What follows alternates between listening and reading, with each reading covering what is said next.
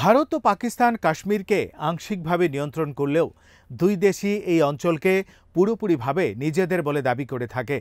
কাশ্মীরের গুরুত্ব বোঝাতে গিয়ে আসিম মনির যে প্রাণসেরা কথাটি ব্যবহার করেছেন তা পাকিস্তানের জাতীয়তাবাদী শব্দভাণ্ডারে গভীরভাবে প্রথিত। এর মধ্য দিয়ে স্পষ্ট হয় যে পাকিস্তান কিভাবে কাশ্মীরকে তার জাতীয় পরিচয় ও জাতিসত্তা নির্ধারণের ক্ষেত্রে গুরুত্বপূর্ণ বলে বিবেচনা করে। আসিম মুনিরের এই বক্তব্যকে ভারতের পররাষ্ট্র মন্ত্রণালয় উস্কানিমূলক উল্লেখ করে নিন্দা জানিয়েছে। ভারত কাশ্মীরকে ভারতের অবিচ্ছেদ্য অংশ হিসেবে দাবি করে থাকে।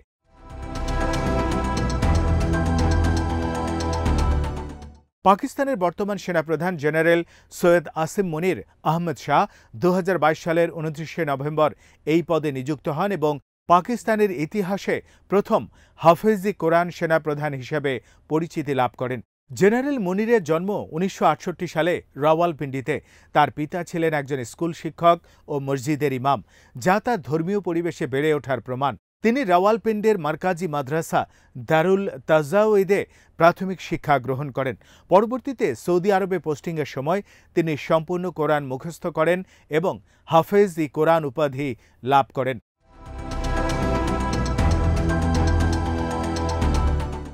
আসিম মুনির তার কর্মজীবনে অসাধারণ পারফরমেন্সের জন্য বিভিন্ন পুরস্কার ও সম্মাননা লাভ করেছেন।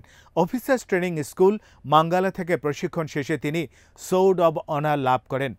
হিলাল-ই-ইমতিয়াজ পদক তিনি পান 2018 সালে, আর 2022 সালে তিনি নিশান-ই-ইমতিয়াজ সম্মাননা লাভ করেন। এতটা যোগ্য হওয়ার পরেও জেনারেল মুনিরের কট্টর ধর্মীয় দৃষ্টিভঙ্গি ও বক্তব্যের কারণে ভারত তাকে মোল্লা জেনারেল নামে অভিহিত করে।